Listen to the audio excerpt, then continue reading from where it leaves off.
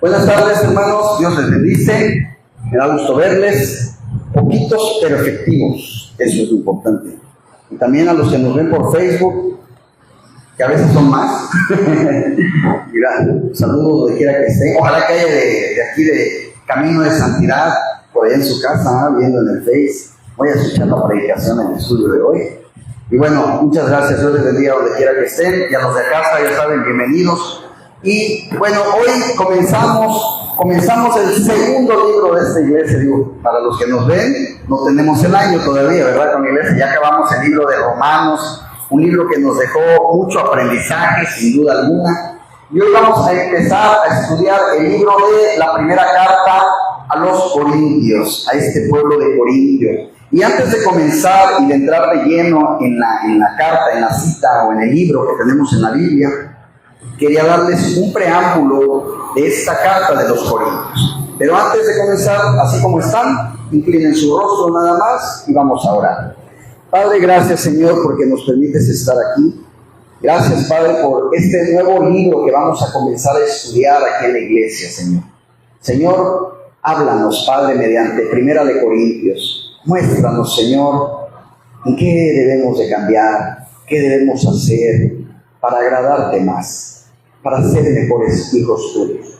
Para ganar tu amor, Señor, eso ya no necesitamos nada, porque tú ya nos amas demasiado así como somos, pero nosotros sí queremos agradarte más, Señor. Ayúdanos, Señor, a que este libro pueda ser un instructivo y guía de nuestras vidas. Gracias, Señor, por las personas que hoy pudieron venir y por aquellas que nos están viendo en casa también. Gracias, Señor. Señor, que a lo largo de este libro, que no sabemos en cuánto tiempo lo terminaremos, pero que estos miércoles de estudio, Señor, cada vez podamos tener más hermanos aquí con esa hambre, Señor, de saber y conocer de ti. En el nombre de Jesús, amén y amén. Bueno, la primera carta a los Corintios, hermanos, primero que nada indica que Pablo, nos va a decir que Pablo escribió esta carta en la ciudad de Efeso. ¿Se acuerdan que hay un libro que se llama Efesios? Bueno, esa es una carta dirigida a los de la ciudad de Efeso.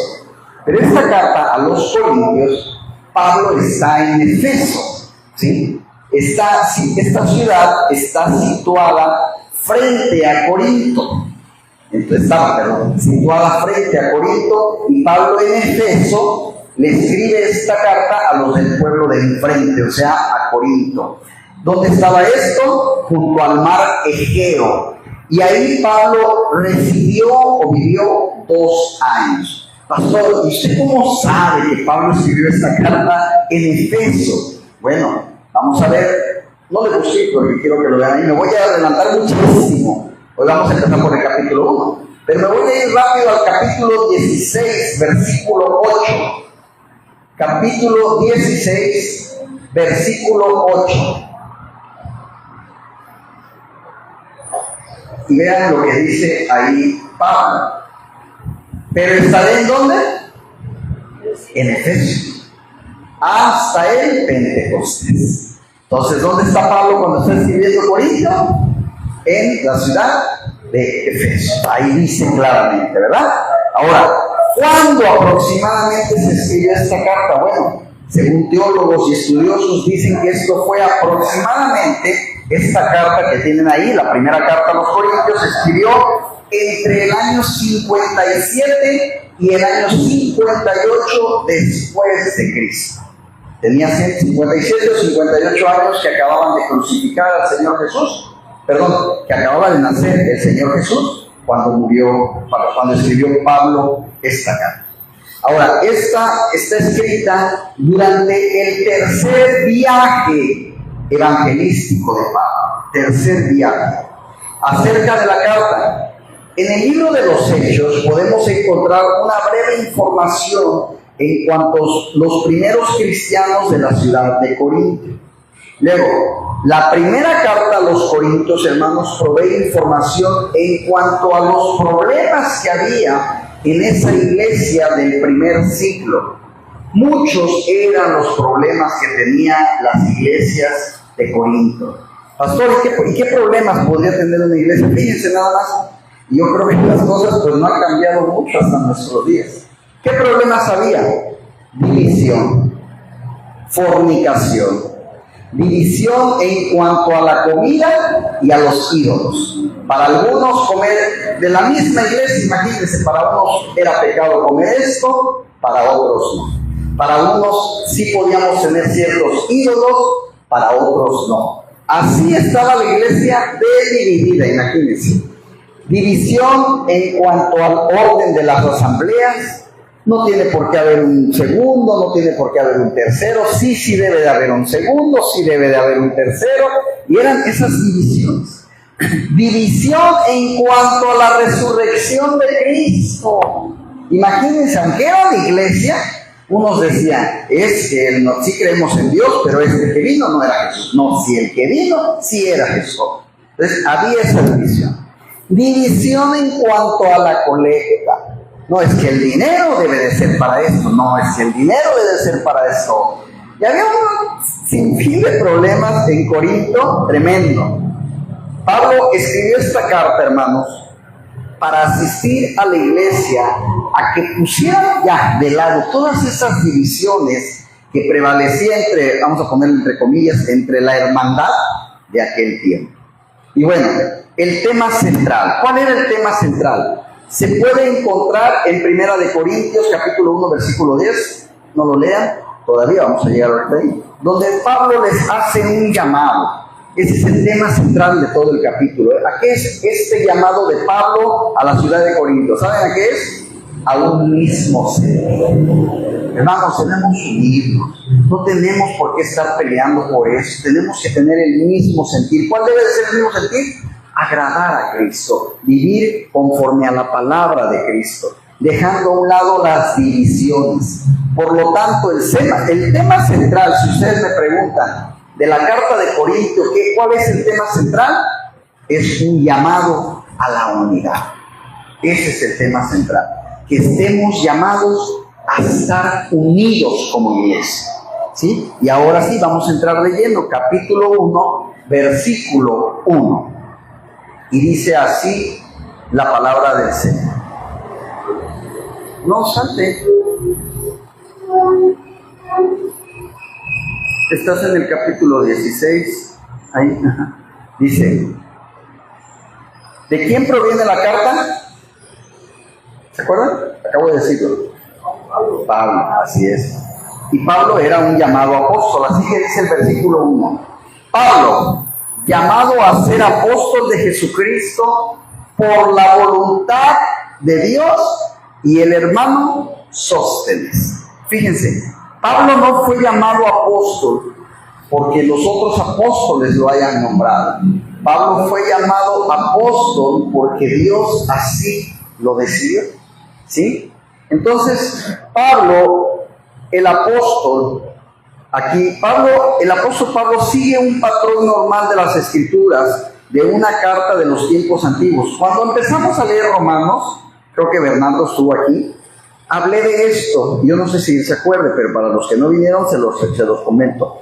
Nosotros en la actualidad escribimos una carta diciendo primeramente para quién es, ¿verdad? Si yo le escribo una carta a la hermana Sol, ¿qué es lo primero que voy a poner? Hermana Sol, ¿verdad? Eso es lo primero que hacemos en la actualidad. Y luego concluimos diciéndole, saludos, le mando un fuerte abrazo, atentamente, el pastor Edgar. Así es como lo hacemos actualmente, pero en la cultura antigua, hermanos, era al revés. Primero se comenzaba diciendo quién está escribiendo la carta, ¿sí? Primero, y aclarando para quién estaba dirigida después. Entonces, por eso es que primero dice Pablo, está hablando de él, llamado a ser apóstol de Jesucristo. Pablo tenía una historia, mis hermanos, extensa en la ciudad de Corinto. Comenzando primero porque él estableció la iglesia de Corinto, que después, obviamente, él no podía estar ahí, hermanos. Ustedes dicen, bueno, si le estableció Pablo, ¿por qué había tantas divisiones, pastor? Bueno, hemos visto ya Romanos, que él fue a Roma a establecer una iglesia. Luego vamos a ver en Éfeso, que son el libro de Efesios, ¿sí? Entonces, Pablo no se quedaba en un lugar. Pablo podía venir hoy aquí y decir, vamos a hacer una iglesia, Bernardo, te quedas a cargo. Y yo me voy. hacer otras iglesias. Entonces, en lo que él se iba, pues había estas broncas, ¿no? Estas divisiones. Entonces, pues Pablo comenzando por cuando estableció la iglesia de Corinto, y de ahí después de apenas, y ahí se quedó 1.5 años, fíjense bien. Él escribió una carta, hermanos, a los cristianos en Corinto, desde la ciudad de donde dijimos, de Éfeso, ¿verdad? Ya la leímos. Pero hay una carta, fíjense bien, hay una carta previa que se perdió. Y esto está comprobado. Esta carta, Primera de Corintios, debió haber sido Segunda de Corintios. Y Segunda de Corintios debió haber sido Tercera de Corintios, pero no existe Tercera de Corintios. Tenemos Primera y Segunda. ¿Por qué? Porque hubo una primera que se perdió. ¿Por qué? Porque esta carta nos va a decir mucho cuando es una carta continua de alguno. ¿Sí me explico? Por eso es que de repente se habla con mucha confianza. Se supone que es la primera carta, no, porque ya había habido una. ¿Sí? Entonces, se perdió. Pero Pablo después recibió reportes de la gente de la casa de Cloé acerca de disturbios, lo que les acabo de decir, en Corinto. Y él pudo haber recibido una delegación desde Corinto. Una delegación, me refiero a lo mejor que ustedes tres vienen, pastor, venimos a hablar de camino de santidad de Acapulco. Está pasando esto y esto y esto. Entonces, posiblemente también por ahí se enteró. Quien trajo a él preguntas de la congregación, oye, ¿qué podemos hacer con esto? Fíjese que el hermano allá está haciendo esto, el hermano está haciendo esto, y vienen a darle una lista de quejas, a ver, híjole, ¿cómo vamos a arreglar esto, no? Entonces, esto estaba pasando, imagínense. Por eso el libro de Corinto está bueno. Y luego, después Pablo escribió Primera de Corintios, que les repito, debió haber sido ¿cuál? Segunda. Pero bueno, para responder a los reportes. Es por eso que ahora vamos a ver cómo sabía Pablo de todos los problemas. Porque quiere decir que hubo una primera carta, ¿sí? Y él aquí responde a estos reportes. Pero todo el tiempo que Pablo pasó en Corinto, hermanos, todas las cartas que escribió, sabemos más acerca de los cristianos en Corinto que lo sabemos de cualquier otra iglesia en el Nuevo Testamento. Si se fijaron en Romanos, era mucho de que Dios esto, miren, porque Dios esto, y no hablaba tanto de ellos. Corinto habla de ellos, ¿sí? Por ejemplo, no es lo mismo que yo le escriba a la iglesia, no sé, se me ocurre un nombre ahorita, como se llama mi hermano Juan Carlos en el Face, León de Judá. La iglesia León de Judá de Coajiniculapan. Y yo les escribo y les digo, iglesia León de Judá, Cristo debe ser el centro de nuestras vidas. Cristo debe de ser verdad, debes de predicar tu vida como Cristo, vivir como Cristo, algo así. Estoy hablando de alguien, ¿no? Y luego digo, camino de santidad. Hermana Sol, es malo que ya ande en chisme. Hermano Juan Carlos, no engaña a su esposa. Estoy empezando a hablar ahí no de Cristo tanto, estoy hablando de la iglesia en particular de cada caso. Por eso es que la carta está tremenda, porque como dijera por ahí el meme de Eugenio Derbez, ya nos exhibiste, o sea, aquí va a sacar Pablo todas las broncas que hay en la iglesia de Corinto, cosa que no sacó de las otras iglesias, ¿sí? Entonces, Pablo escribe esto, contestando estos reportes, y dice ahí el versículo 1, llamado a ser apóstol. Al comienzo de la carta, de hecho, las primeras pocas palabras muestran su declaración de la credencial apostólica. Es decir, ¿quién está escribiendo? No cualquier persona. Soy Pablo, apóstol de Cristo, ¿sí? Muestran su declaración de credenciales sin temor. Y tal como es evidente en Primera y Segunda de Corintios, la fama, la autoridad de Pablo como un apóstol, hermanos, no era muy apreciado entre los cristianos de Corinto, ¿sí? Él fue, armó la iglesia, dejó un encargado, se fue, ¿y qué creen que pasó? Pues yo no creo que Pablo merezca ser líder, yo no creo que Pablo merezca que le mandemos ofrenda, yo no creo, y empieza la gente a despotricar contra Pablo, ¿sí? Fíjense.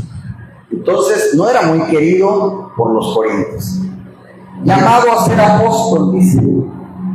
Y esto sabemos que Pablo solo se les permite saber qué tipo de apóstol es. Pablo sabe que no es uno de los 12, ¿sí? Pero sabe que es igual que ellos, porque al igual que ellos, fue elegido ¿por quién? Por Dios. Así es. Para enfatizar el punto, hermanos, Pablo escribe apóstol de Jesucristo por la voluntad de Dios. Pablo ya ha contenido con los cristianos en Corinto, es decir, ya ha habido fricciones, y esto es como si estuviera diciendo: puede que ustedes no reconozcan mis credenciales, pero yo soy apóstol y fui escogido por Dios, ¿sí? Y eso es de poca importancia para mí, dice Pablo, porque no soy apóstol por elección popular, es decir, ustedes no me eligieron como apóstol, fue Dios, ¿sí?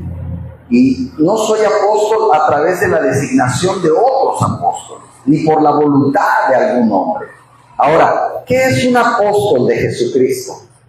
En 1 Corintios, cuando lleguemos al capítulo 15, hermanos, Pablo va a tratar más a fondo qué es lo que hace una persona que sea apóstol.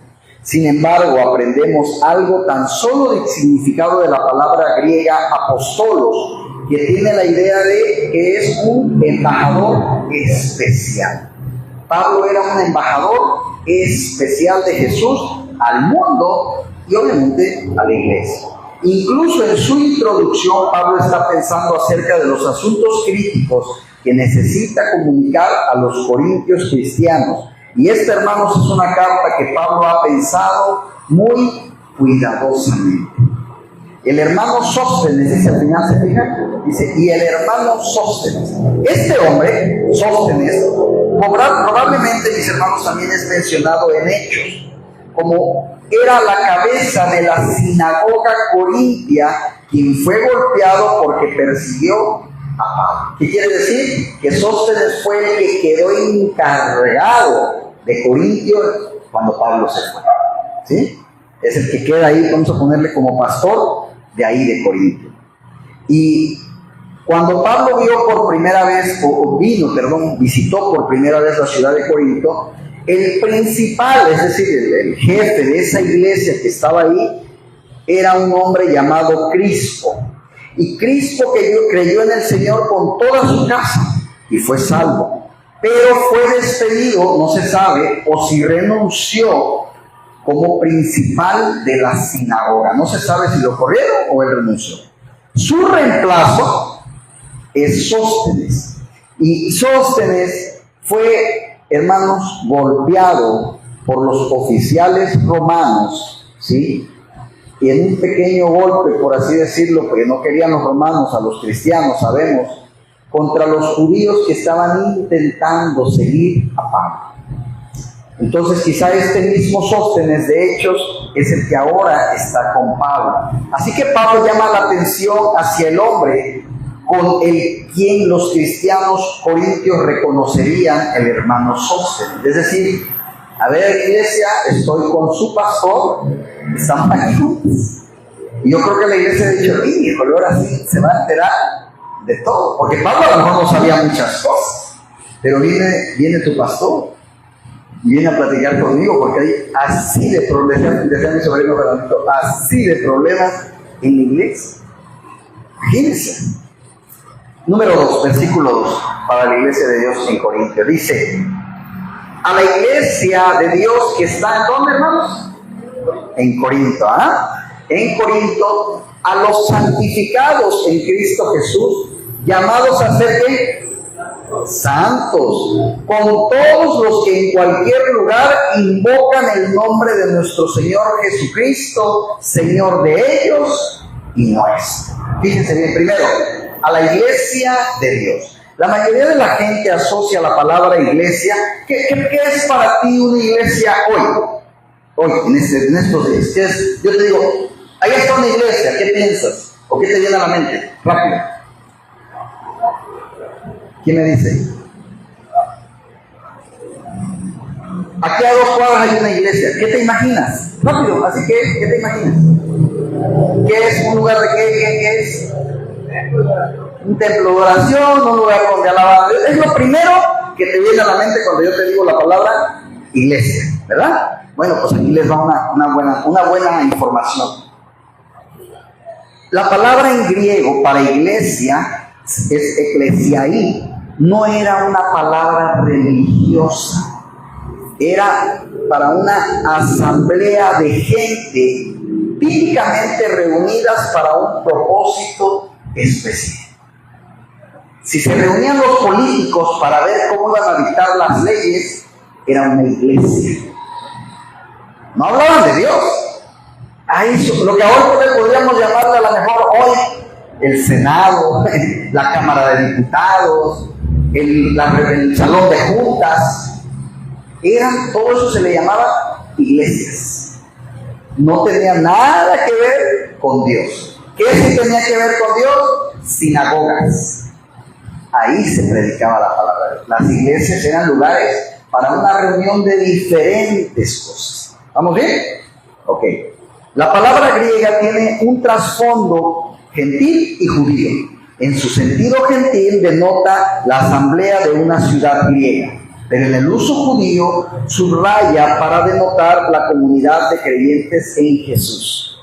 ¿Me entendieron? Pues para Grecia o para los griegos, la iglesia era un término y para los judíos significaba otra cosa. Ahora, debido a que iglesia también era un término secular, podía ser un lugar para reuniones de la ciudad, de estado, decidir acerca de cosas de la ley, por ejemplo.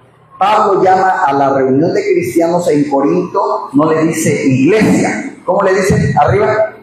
A la iglesia de Dios. ¿Por qué no nada más le puso Pablo? A la iglesia que está en Corinto. ¿Ya entendieron? Que no estoy hablando de cualquier lugar, estoy hablando donde hablan de Dios. Después dice a la iglesia de Dios, no a la iglesia. ¿Vamos bien?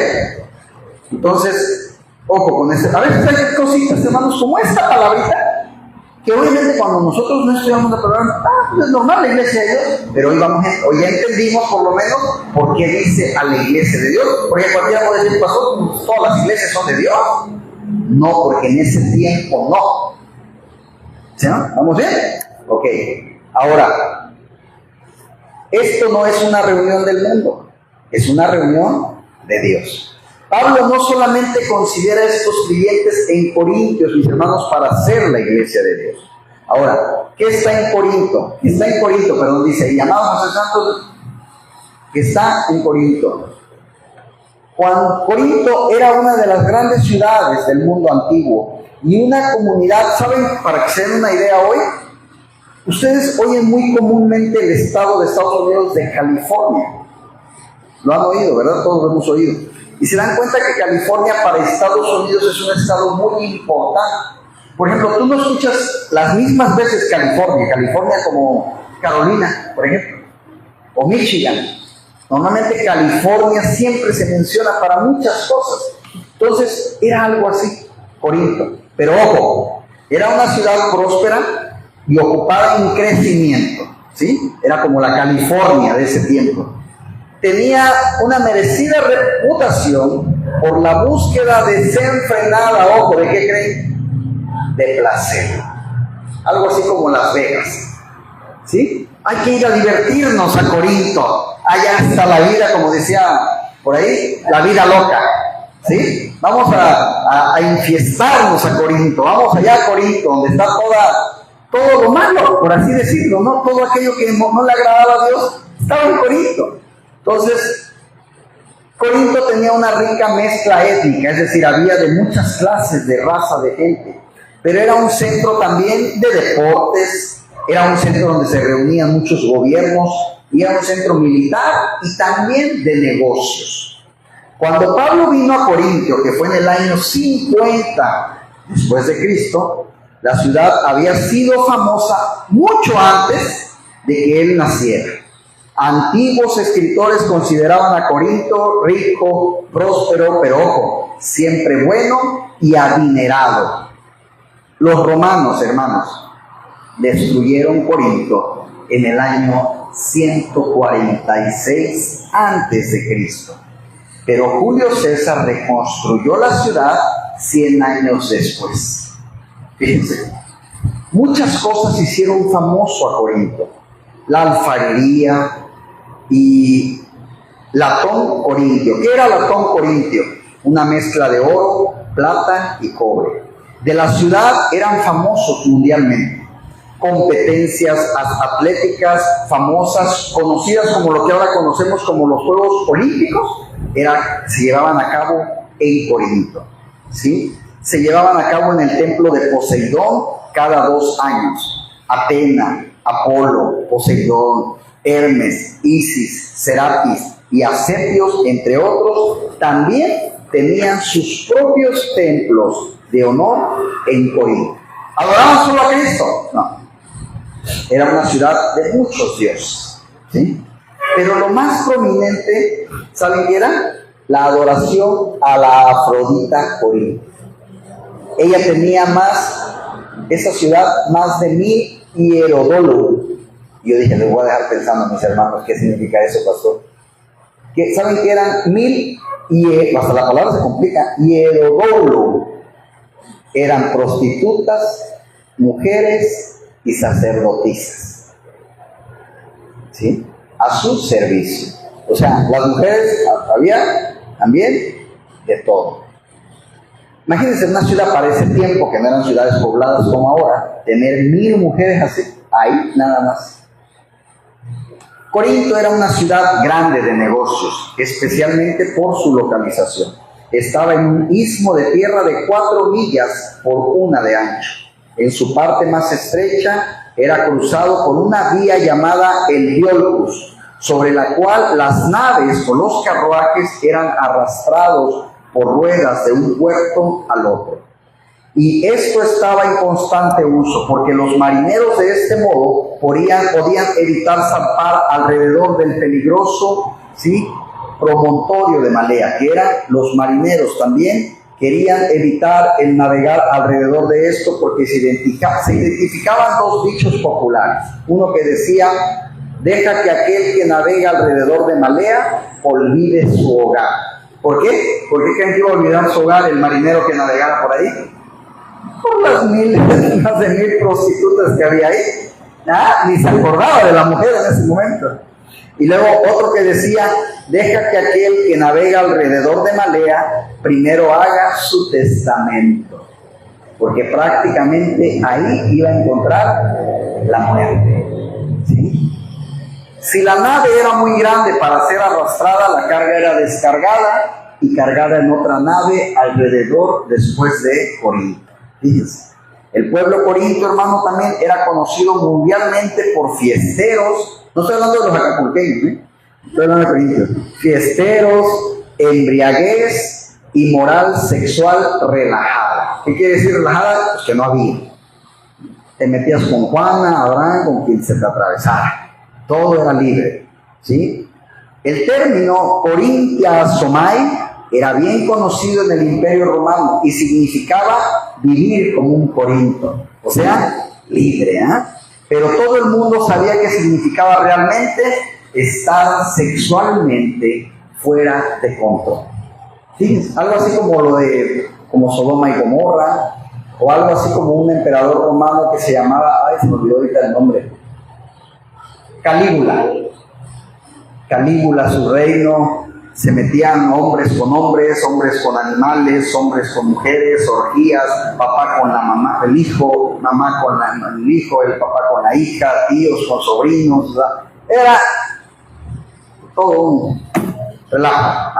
Así era Corinto, sexualmente fuera de control. Ahora, dice, pastor, pero esto no tiene nada que ver con lo que está. Sí tiene que ver con eso, ¿por qué? Porque eso nos va a ayudar mucho a entender todo lo que les va a decir después. Por eso este libro está muy bueno, porque se saca a relucir mucho pecado. Mucho. La inmoralidad sexual de los corintios, la sala de Ascensios, en el actual museo de Corintio, nos da una evidencia muda de esta faceta en la vida de la ciudad, mis hermanos. Aquí en un muro hay un gran número de motivos de arcilla de genitales humanos que han sido ofrecidos al Dios por sanidad de esa parte del cuerpo. Imagínense nada más, aparentemente devastados por enfermedades venéreas. ¿Qué quiere decir? que iban y ofrecían a sus dioses genitales para que los dioses curaran el exceso de enfermedades venéreas que había. Imagínense cómo estaba la cosa. Y toda esta evidencia junta sugiere que el Corintio de Pablo era también más o menos parecido al Nueva York, a Los Ángeles o a Las Vegas de nuestro mundo actual. Hay un teólogo, Leon Morris, describe a Corintio como alerta intelectual, materialmente próspera, pero moralmente corrupta. ¿Sí? Fíjense el contraste. La iglesia de Dios, ¿qué es? ¿Algo bueno o malo? Bueno, que está en Corintio, malo. Imagínense que yo dijera, la hermosa iglesia que nuestro hermano Bernardo ha fundado en Las Vegas. La gente como que no se la va a creer mucho, va a decir, yo creo que el hermano Bernardo terminando el servicio se va al casino ahí a apostar, ¿verdad? Me explico, o sea, imagínense el contraste, ¿verdad? ¿Cómo va a haber una iglesia de Dios en esa ciudad? Imagínense. Es algo difícil, entender la tensión entre la iglesia y la ciudad. Ahora imagínense cómo veía la gente del pueblo a la gente que iba a la iglesia. Si a ti te ves raro en tu colonia porque vienes a la iglesia, ahora imagínate en Corinto, ¿sí? Y no se quiere meter ni con mi amiga, ni conmigo, ni con nadie. Entonces era muy difícil la tensión que había ahí. La conclusión es que la iglesia está influenciando a la ciudad, mis hermanos, o la ciudad está influenciando a la iglesia. Era la duda que Pablo tenía. ¿Ustedes qué creen que Pablo pensó o tenía en mente cuando fundó la iglesia ahí? ¿Qué se les ocurre? Voy a poner una iglesia en Corinto. ¿Por qué creen que lo hizo? ¿Por qué creen que empezó eso? Yo me imagino que en la mente de Pablo era, tenemos que salvar a esta ciudad. Así que yo voy a hacer una iglesia para que nosotros vayamos y salvemos estas almas. Lo que Pablo no contaba era que esas almas estaban convirtiendo a los de la iglesia al mundo. Sí, voy a la iglesia, pero hago esto, hago el otro, hago acá, y yo sigo yendo a la iglesia.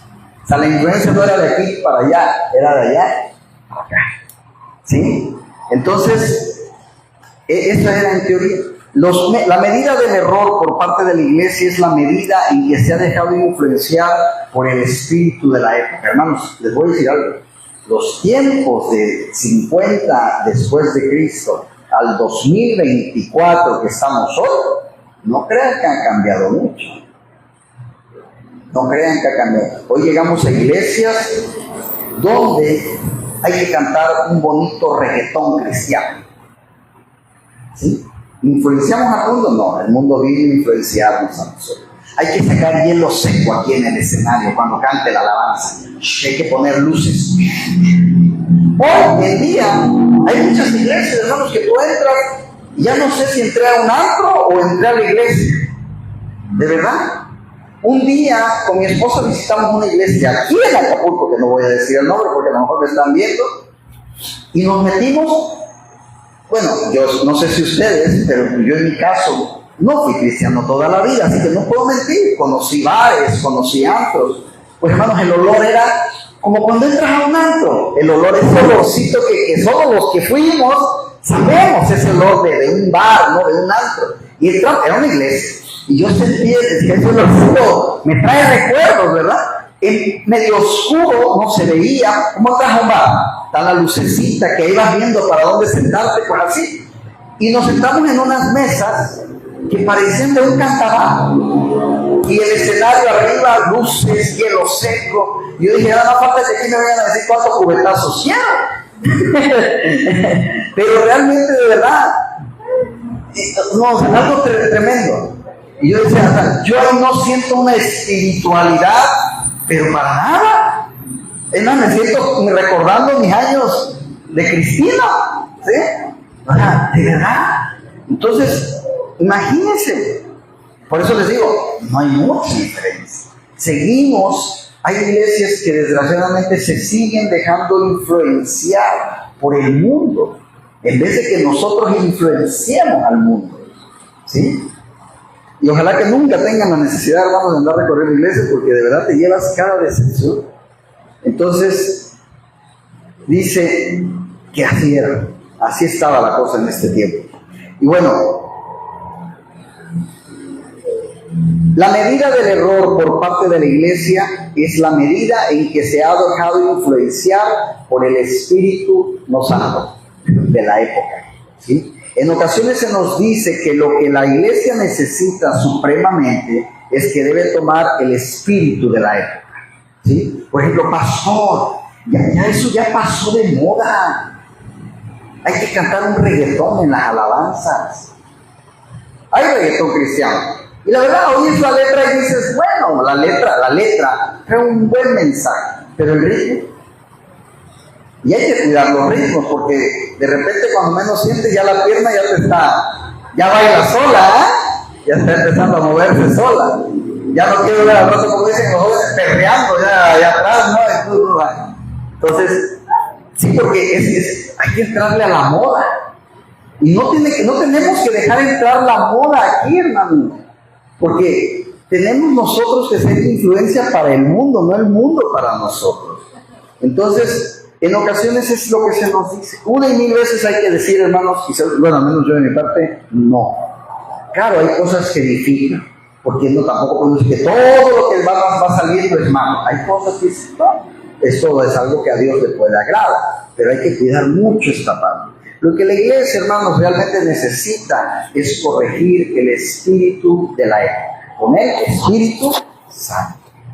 Pablo continúa su descripción de los cristianos de Corinto y dice, después de que dice que está en Corinto, ¿qué dice? A los santificados de Cristo Jesús. ¿Llamados a qué, hermanos? A ser santos. Llamados a ser santos. La palabra, hermanos, santificados y santos comunican la misma idea, que es ser apartados del mundo. ¿Para quién? Para Dios. ¿Sí? Yo antes siempre me acuerdo cuando no conocía la palabra de Dios, yo decía, los santos son los muñequitos esos que están en la iglesia, ¿verdad? Es el santo el santo aquel, porque hacen milagros, decían, o hay que persignarte, o hay que rezar. Pero la Biblia nos enseña que tú y yo somos los santos. ¿Por qué? Porque somos a los que Dios está perfeccionando para su gloria. Entonces la iglesia está llena de santos. Tú y yo somos los santos. Ahí dice, llamados a ser santos, ¿sí? Es decir, a vivir una vida santa.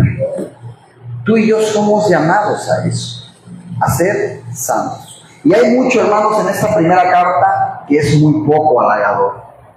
A los cristianos en Corinto, en particular, se muestra que tienen en ocasiones problemas de moralidad, problemas de doctrina, problemas de gobierno en la iglesia, ¿sí? Problemas de dones espirituales, problemas de servicio en la iglesia, problemas de autoridad en general. Podría ser fácil para nosotros pensar que incluso también podríamos decir, entonces los de esta iglesia no eran salvos, no eran realmente hijos de Dios, pero ¿saben qué, hermanos? Sí lo eran. Como tú y yo lo somos. ¿O a poco la de nosotros está llena de perfectos? ¿Verdad que no? Y entonces también fuimos nosotros llamados a ser santos. También podríamos pensar que decir llamarlos santos es mera adulación, como para que te sientas bien. No es que seas santo, pero para que te sientas bien. Y no, tampoco es así. La forma en que Pablo los está preparando para el regaño. Acuérdense que no hemos entrado de lleno al libro. Los está preparando para el regaño. No lo es.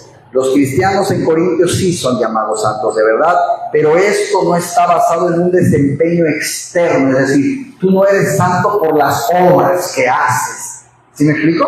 ¿Cómo puede ser Bernardo santo si se quedó tomado ayer? Un ejemplo. No es por lo que aparenta ser, por lo que tú ves, es por lo que Dios lo ha llamado. ¿Vamos bien? Y por esto no está basado en lo externo, hermanos. Es fundado en una promesa de Dios, cuando Dios dijo, porque yo tengo mucho pueblo en esta ciudad y son mis hijos. ¿Sí?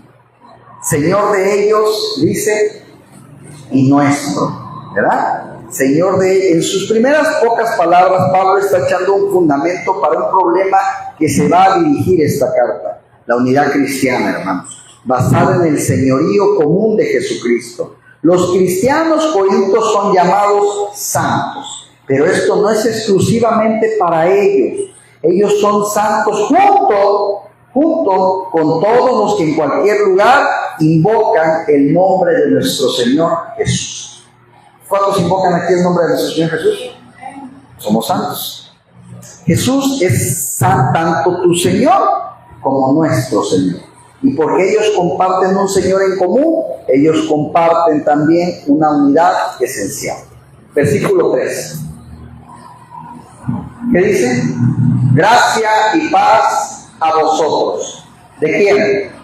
De Dios nuestro Padre y del Señor Jesucristo.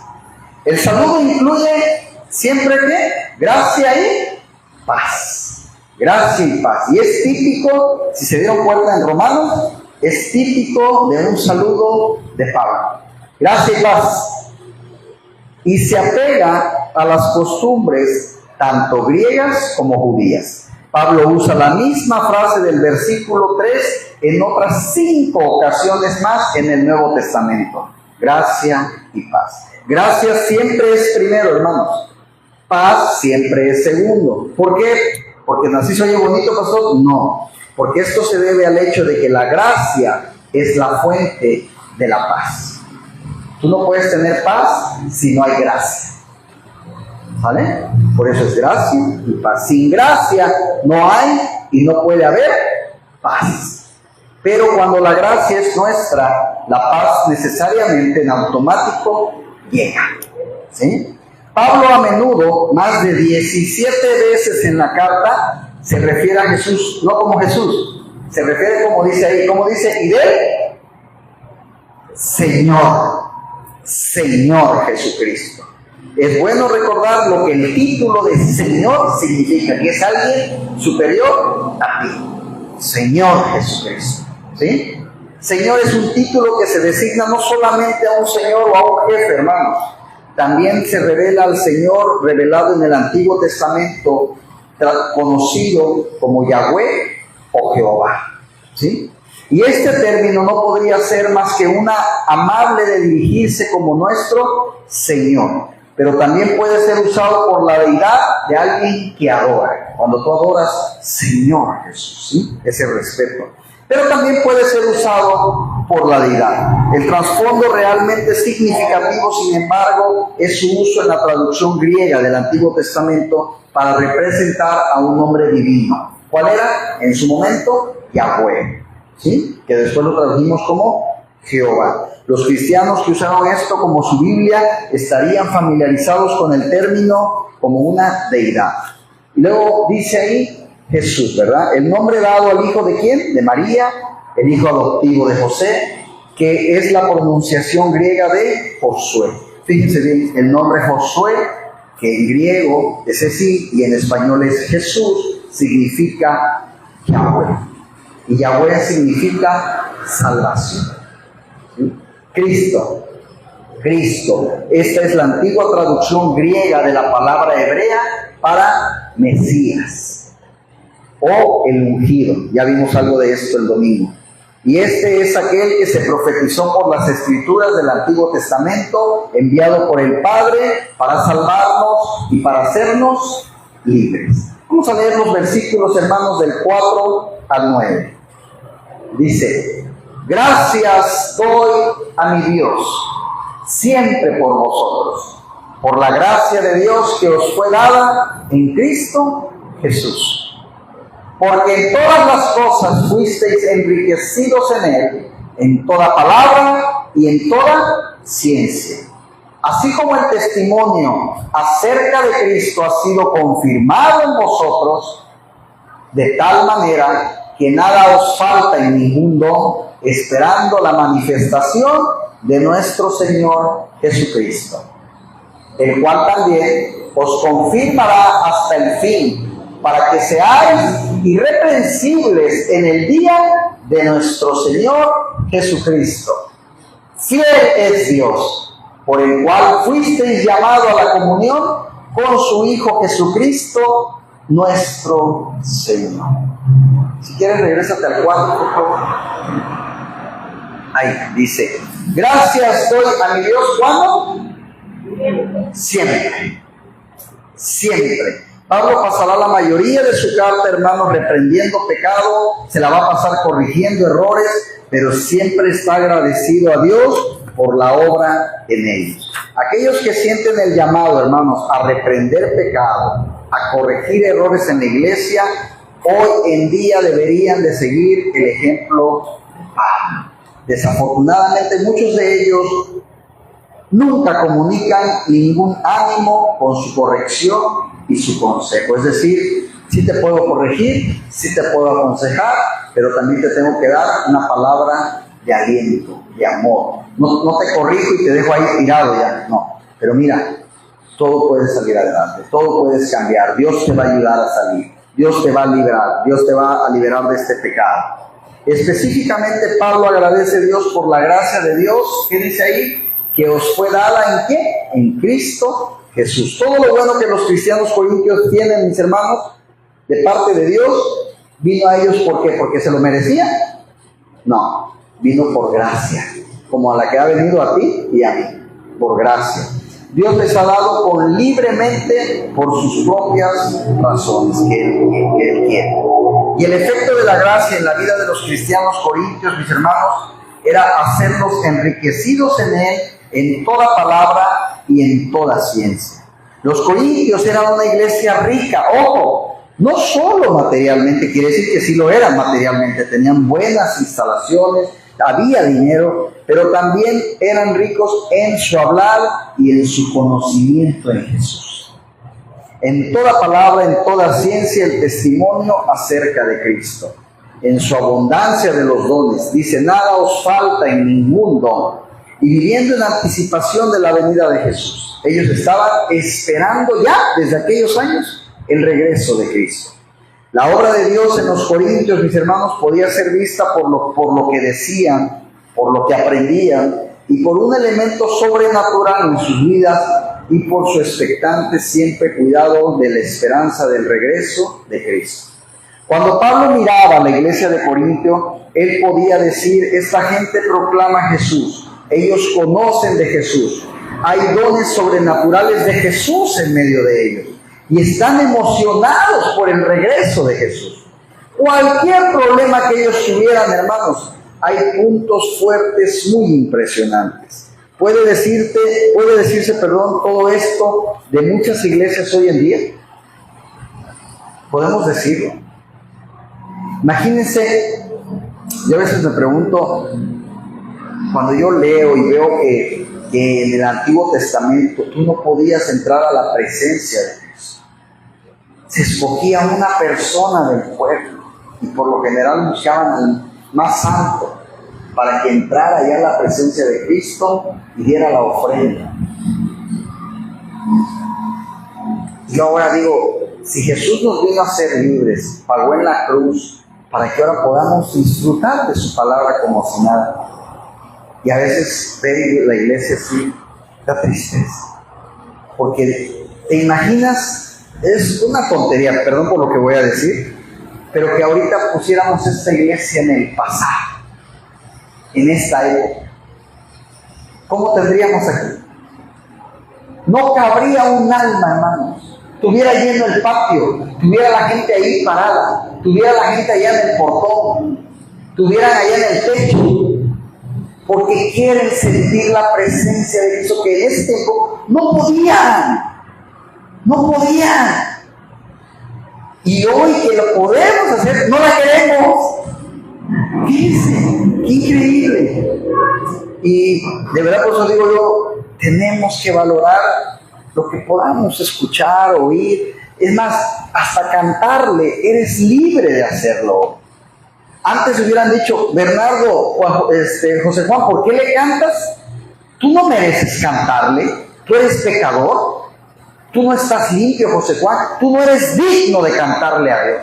Imagínense, fuera de aquí, no puedes estar en la presencia de Dios. Y hoy que sí lo podemos hacer, aunque seamos pecadores, Dios te dice, yo ya pagué con mi sangre, pásale, cántame, ora, escucha mi palabra, pásale, es gratis, no te voy a condenar. Oye Jesús, pero es que yo ayer pequé, pásale. Oye Jesús, pero es que yo he cometido, pásale, yo ya pagué la entrada. ¿Con qué pagaste, Jesús? Con mi sangre. Eres libre, adórame. Eso debería ser motivo, hermanos, de verdad, para desbaratarnos adorando. Y dice, podemos estar orgullosos de no tener los problemas de los corintios. Podríamos estar, ay pastor, qué bueno que ya no somos como los corintios. Pero pregunto, ¿tenemos sus puntos los buenos? Los que ellos tenían, no los malos, los buenos. Sin embargo, estos aspectos positivos, hermanos, no eran un gran crédito a los cristianos de Corintios en sí. No eran logros espirituales de los corintios, sino era la gracia de Dios en ellos. Y dice, nada os falta en ningún don. Ahí dice, ¿es esa parte o en la que sigue? Donde dice, nada os falta en ningún don. Por ahí, espérame. Dice, Pablo agradece, hermanos, a Dios por los dones entre los corintios. A pesar de que estaban causando algunos problemas, él reconoce que los dones no eran el problema, sino las actitudes y las creencias incorrectas acerca de los dones. Los cristianos corintios, en verdad, hermanos, estaban dotados, pero eran carnales, como tú y yo. Y no debería eso mostrarnos que los dones no son nada, a menos que estén puestos en el altar de Dios, que no es nada tener el don de oratoria, que no es nada tener el poder de la elocuencia, que no es nada tener el don del aprendizaje, que no es nada tener el don de la influencia, a menos que sean dedicados a Dios y consagrados a su servicio. ¿Sí? Alguien puede decir, yo tengo un don para hablar en público. ¡Ay, qué bueno! ¿Y de qué hablas? Pues doy motivaciones, hablo de estos temas. Qué bonito sería que ese don lo ocuparas para hablar de Dios ante el público. Es que yo tengo un don para cantar. ¿Qué cantas? No, pues canto rap, canto reggaetón. Tengo una voz buenísima. Híjole, lástima que esa voz no le canta a Dios. ¿Verdad? Entonces, podemos tener muchos dones. Pero a veces digo, si no los empleamos para Dios, ¿de qué pueden servir? ¿De qué pueden servir? Yo a veces recuerdo, y Bernardo no me va a dejar mentir, cuando yo estábamos jóvenes los dos, trabajábamos en la costera y le hablábamos a la gente para llevarlas a los hoteles donde trabajábamos para que pudieran comprar su membresía. Y no nos daba pena. Yo me acuerdo que era gente que en tu vida habías visto. Y, hola señor, buenas tardes. Oiga, fíjese que así en el hotel. Y hoy, invitar a una persona a la iglesia nos da una pena. Así como metíamos gente a los hoteles, así éramos de nuevo de meter gente a esta iglesia. No sé cómo, pero algo tenemos que usar de eso que usábamos para hacer esto. Porque tenemos ese. Pero muchas veces no los empleamos de la manera correcta, ¿verdad? Entonces, tenemos que cuidar mucho eso. Sino a la hora de Dios, nada nos falta en ningún don. Pablo agradece a Dios por los dones, ¿sí? Los cristianos, mis hermanos, nos mostraron que los dones no eran nada. Y luego dice, os confirmará hasta el fin. Los cristianos corintios tenían sus puntos fuertes y sus puntos débiles. Pero Pablo alaba a Dios por sus puntos fuertes y expresa confianza en que Dios se va a encargar de los puntos débiles, ¿verdad? Y los va a confirmar, dice, hasta el fin, para que puedan ser irreprensibles en el día de nuestro Señor Jesucristo. ¿Cómo puede Pablo, hermanos, estar confiados de esto cuando la iglesia tenía tantos problemas? ¿Cómo puede él decir que van a ser perfeccionados cuando Cristo venga? Estar confiados, ¿saben por qué? Porque Pablo sabe que Dios es fiel, ¿sí? Él es aquel que los ha llamado a comunión con su Hijo. Así que es Él quien los va a confirmar hasta el fin y los va a presentar irreprensibles. Tú, Bernardo, tú, José Juan, usted, hermana Sol, yo sí les puedo asegurar algo, y no es que yo sea profeta porque ya no nos hay. Ustedes, conforme pasen sus años, van a ir perfeccionándose como seres humanos. Ah, porque el pastor es profeta. No, porque la Biblia dice que Él va perfeccionando su obra hasta el día de su venida. Y ustedes son obra de Dios, por lo tanto Él te va a ir perfeccionando. Yo te puedo asegurar que no te enojas por cosas que te enojabas antes. Yo te puedo asegurar que hoy hablas cosas que antes no hablabas y hoy no hablas cosas que antes sí hablabas. Hoy tomas decisiones más sabio que las tomabas antes. Pero ¿sabes qué es lo mejor?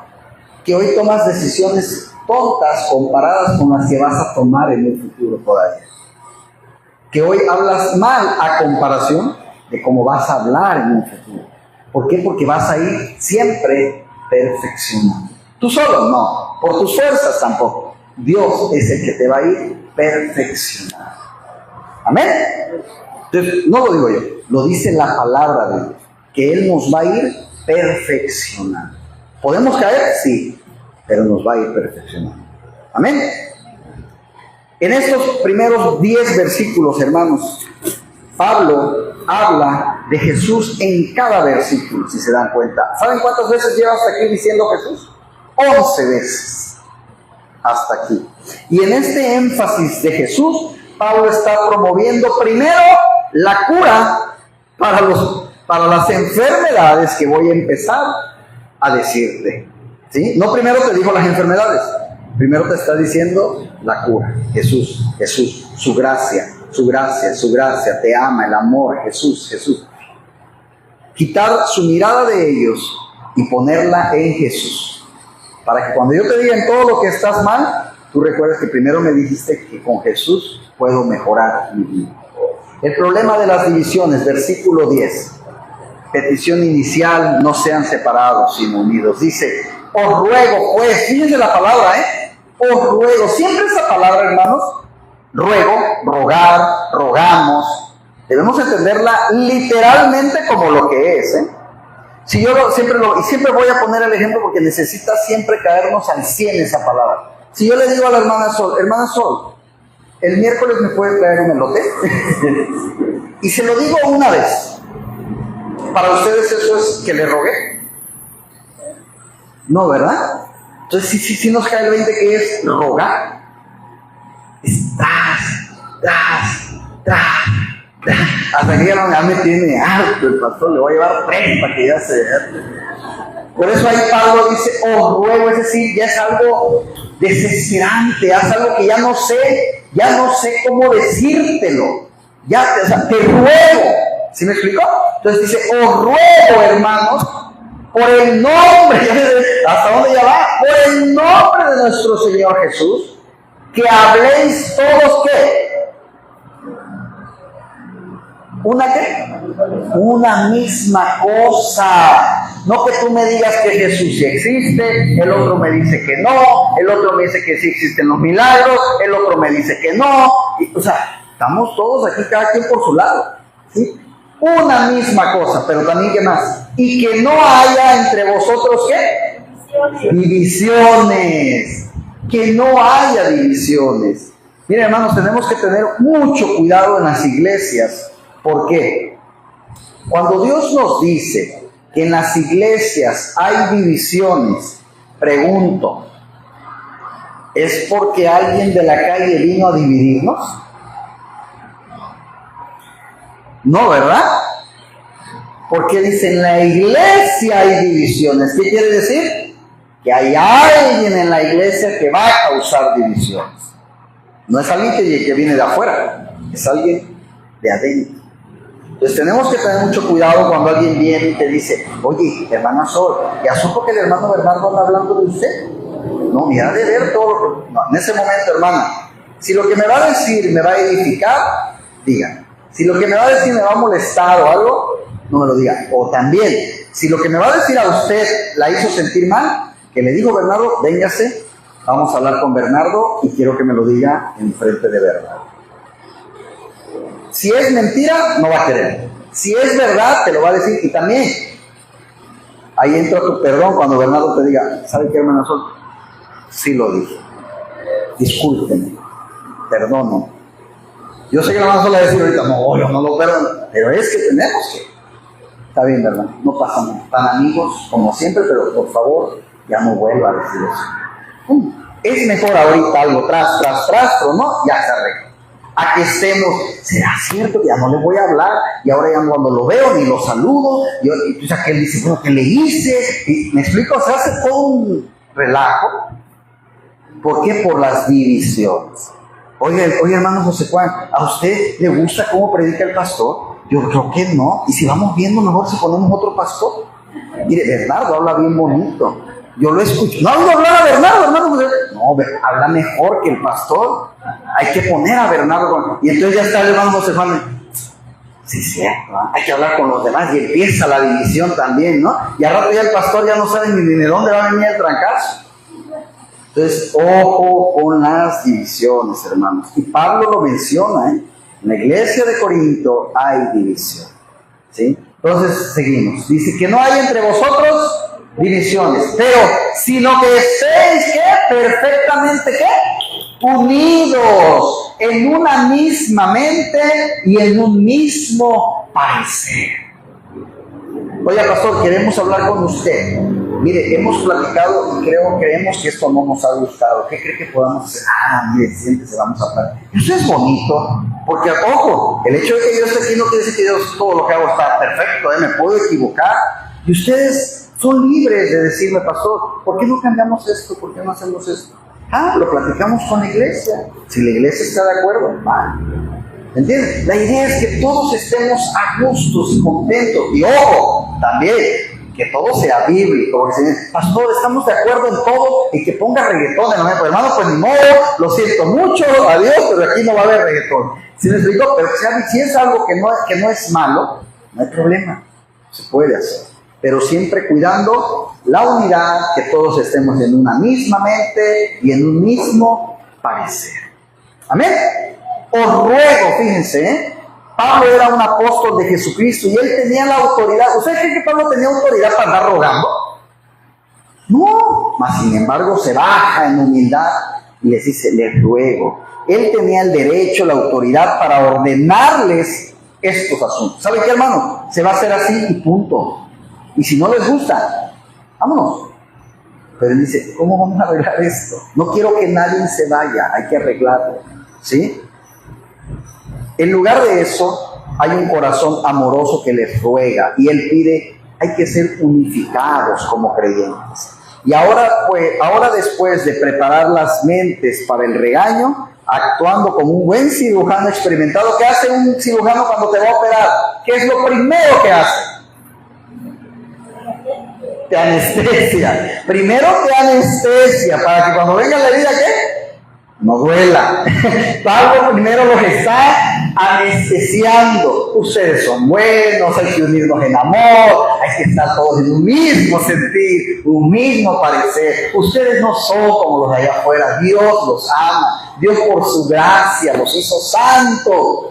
Ya están tanto, y todos felices y contentos. Y ahora viene lo bueno. ¿Verdad? Entonces, eso es una anestesia. Quien toca la herida con cuidado, pero cuando hay un remedio doloroso, debe de ser usada la anestesia. Y Pablo comienza a manejarlos más severamente. Que no haya que entre vosotros divisiones. La antigua palabra griega, fíjense bien, y a veces cuando yo estudio, hermanos, para traerles estos ejemplos de qué significaban estas palabras en el latín, en el hebreo, en griego, nos da mucho a nuestro español. Digo, la lengua por algo es la lengua, ¿no? Que tanto, hay palabras que incluso de repente las oyes y dices, esta no sabe existir, la busca, significa esto, ¿no? Fíjense bien, esto me encantó. La antigua palabra griega para la palabra que dice ahí en la Biblia, divisiones, ¿saben cómo se decía en griego? Chismata. ¿Van oyendo más o menos por ahí al español? Chismata, chisme. Dice, divisiones en griego, chismata. Y eso era división. Hoy en México le decimos es mitotero, es chismoso, pero era chismata. Aunque derivamos de ahí nuestra palabra en español, la palabra real en español fue cisma, de esta palabra griega. Realmente no significa un grupo o una fracción propiamente. ¿Saben qué significaba? Romper o rasgar. ¿Qué haces con un chisme?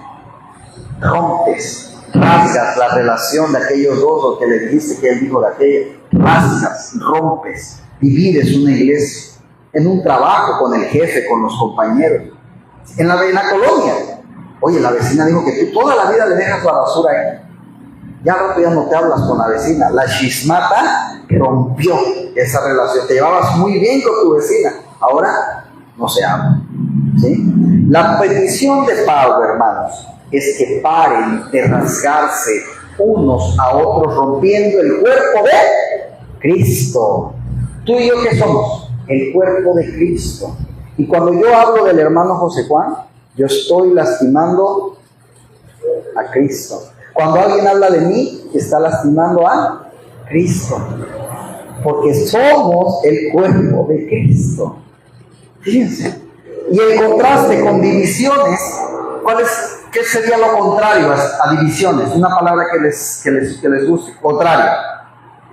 Unión, exacto. Lo contrario es unidos. En una misma mente, dice, y en un mismo, ¿qué dice al final? Parecer.